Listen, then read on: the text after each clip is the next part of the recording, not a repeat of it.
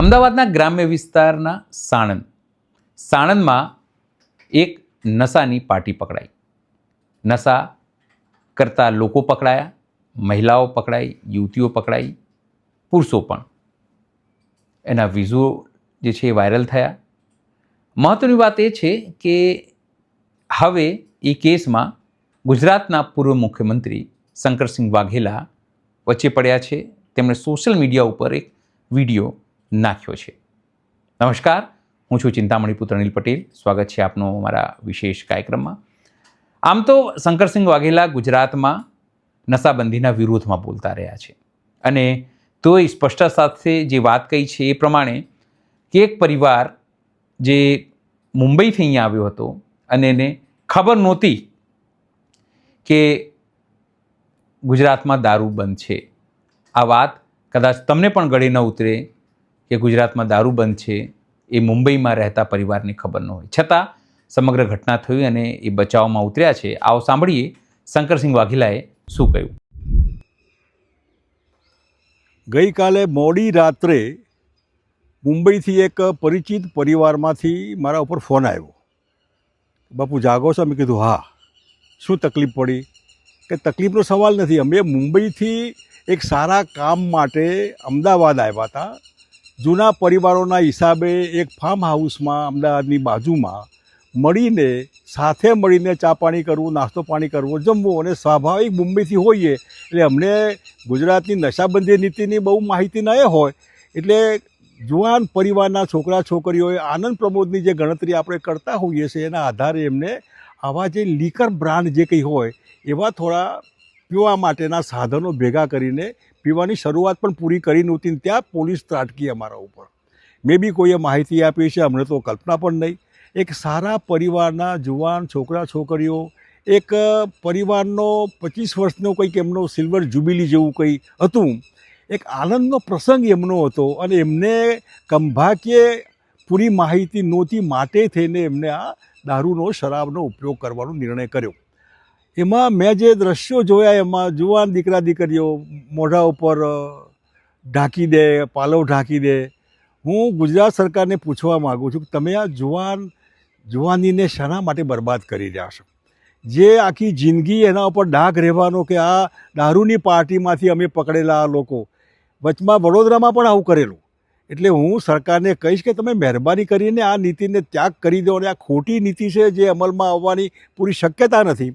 આજે આ પરિવારમાં જે લોકો મુંબઈમાં હતા, જે કદાચ પીવાનું લાયસન્સ ન પણ હોય પણ મુંબઈમાં જરૂર પણ ન પણ પડે અને અહીં એમને કલ્પના પણ ન હોય કે આવું થશે. એટલે કોકની આબરૂ ઉપર હાથ મારવાની આવી નકામી કોશિશ નહીં કરવી જોઈએ. પોતાના ફોટા જોઈને એ લોકોને કેવું થાય કે સારું મોઢા સંતાડવા પડે છે અમારે. આ કોઈ મર્ડરનો કેસ છે? બહુ મોટી લૂંટફાટનો કેસ છે? બળાત્કારનો કેસ છે? બળાત્કારના કેસવાળા તો ભાજપવાળા ફોટા પડાવીને સન્માન કરે છે એમનું. તો આવા ધંધા પોલીસ ખાતું પણ મર્યાદા રાખે. મહેરબાની કરીને આમાં જે થતું હોય એ કરે, પણ એમના ફોટા છાપવા, એમને બધું મીડિયામાં બતાવવું કરવું આ સારું નહીં.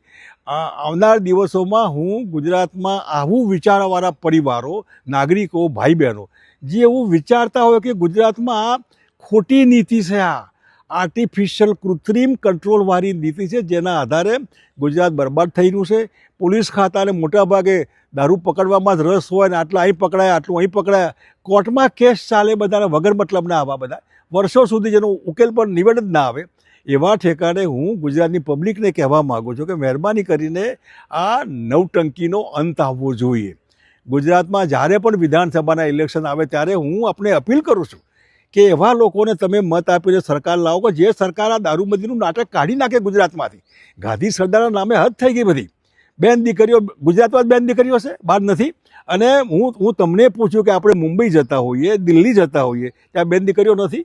મુંબઈ ઉતરી સીધા 12મી તપાસ બહાર ક્યાં મળશે, કઈ ક્વોલિટી મળશે એની તપાસ કરીએ છીએ આપણે. એટલે આ એક કૃત્રિમ ઊભું કરેલો હાઉસ છે.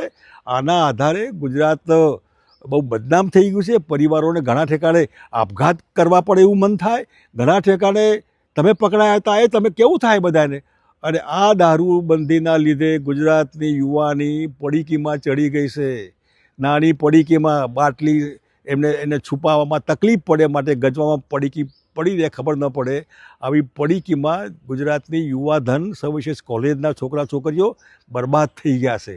ગુજરાત સરકાર સમજે, ગુજરાત સરકાર ન સમજે તો પબ્લિક સમજે. આ મહેરબાની કરીને હું પીતો નથી ને કોઈ પીવે મને ગમતું નથી, પણ પીવાનું આ નવટંકી મહેરબાની કરીને આ ત્રાગુ જેને કહેવાય એક જાતનું કમાણીનું સાધન, બુટલેગરોની ગુંડાગીરી, આ બંધ થવું જોઈએ અને સારી લીકર પોલિસી બને એવી સરકાર તમે લાવો. હું તમને વિનંતી કરું છું, મહેરબાની કરીને આવનાર દિવસોમાં બહુ દૂર નથી, આ 26 શરૂ થઈ ગયું, 2026, 27ના એન્ડમાં ગુજરાત વિધાનસભા આવી રહ્યું છે. તમે જો ઈચ્છતા હોય કે શંકરસિંહ વાઘેલામાં વિશ્વાસ હોય કે આ દારૂબંધીની નીતિમાં ફેરફારની જરૂર છે, જેના લીધે ગુજરાતી પ્રજાને જે સોર્સ ઓફ ઇન્કમ થવાની, જે ઇન્કમ માટે કાઢી નાખવાના મતલબ હું નથી, પણ ઇન્કમ જે થવાની એના આધારે હું તમારા બાળકોને વિનામૂલ્યે શિક્ષણ કરવાના મતલબ છું. 0થી માંડીને પોસ્ટ ગ્રેજ્યુએશન સુધી ભણો, સારી કોલેજોમાં ભણો, નોટ સરકારી બ્રાન્ડેડ કોલેજોમાં, ફી સરકાર આપે, સારું દવાખાનું ઘરના વડીલોની ટ્રીટમેન્ટ માટે, હોસ્પિટલની જે તકલીફ પડતી હોય, દવા મોંઘી, દવાખાના મોંઘા, એવા ઠેકાણે હું 15 લાખની તમારી આવક હોય તો હું તમને ફ્રી ટ્રીટમેન્ટના મતનો છું. તમે એપોલોમાં જાઓ, ઝાયડસમાં જાઓ, જ્યાં જવું હોય જરૂર નહીં સરકારમાં તમે જાઓ, પણ આનો વિચાર કરીને તમે તમારા ભવિષ્ય માટે, આવનાર પેઢી માટે મહેરબાની કરીને કૃત્રિમ અને નવટંકીવાળી આ નીતિના વિરોધમાં હો તો આવો અમારી સાથે, સપોર્ટ કરો અમને. અને દરેક ઠેકાણે બહુમતીનો જ મતલબ હોય છે. અને બહુમતી ગુજરાતમાં હું માનું છું કે આના ફેવરમાં નથી, કે આ ખોટી દારૂબંધીના ફેવરમાં ગુજરાત નથી. અને સવિશેષ ગુજરાતો શહેરી અર્બન વર્ગ 2 પૈસે સુખી થયો હોય અને ક્યાંક જેમ ચા કોફી પીતા હોય એમાં આની અપેક્ષા રાખો, ચાલો થોડું પીએ. આ પીવાવાળા સાકટા થાય છે ક્યાં? આ પરિવાર આવ્યું હતું એ સાકટું થવા આવ્યું હતું ક્યાં? HM પટેલ દારૂ પીતા, અમારા મકરંદ દેસાઈ પીતા, પણ એ દારૂ મતલબ આપણે સમજીએ છીએ એવું નહીં. એક વન કાઇન્ડ ઓફ પેક. માણસ જરા સરખી રીતે હોય ને જમ્યા પછી ચા પીતા હોય, કોફી પીતા હોય, એમ જમ્યા પહેલાં આનો ઉપયોગ કરતા હોય. ટોનિક જેવું છે અને એને ટોનિકના રીતે આપણે લઈએ, ખોટા જુદી અર્થમાં ન લઈએ. ગુજરાતમાં હજારોની સંખ્યામાં 30 વર્ષની નાની ઉંમરની વિધવા બહેનો છે, ગરીબ સમાજની, 2 બાળકોને મૂકીને પેલો ખોટું પીને મરી ગયો.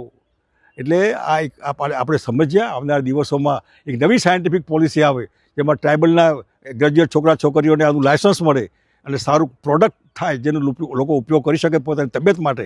એવું સૌરાષ્ટ્રમાં મોલેસિસનો ઉપયોગ થાય, એ પણ સારી બ્રાન્ડ બની શકે, એ પણ તબિયતના ઉપયોગ માટે સારો ઉપયોગ થઈ શકે.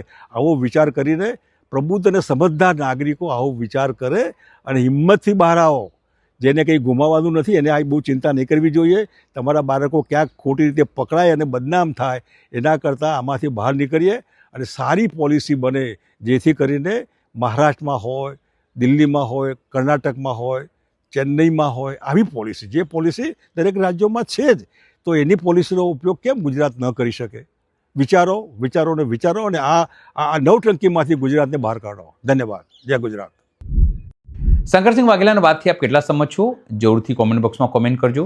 એ સિવાય અમારી યુટ્યુબ ચેનલને લાઇક કરો, સબસ્ક્રાઇબ કરો, બેલ આઇકન દબાવો. સાથે અમારી વેબસાઇટ છે www.gujaratplus.in, ત્યાં પણ જઈને તમે વધુ અપડેટ થઈ શકો છો. અત્યારે માટે આટલું જ. નમસ્કાર.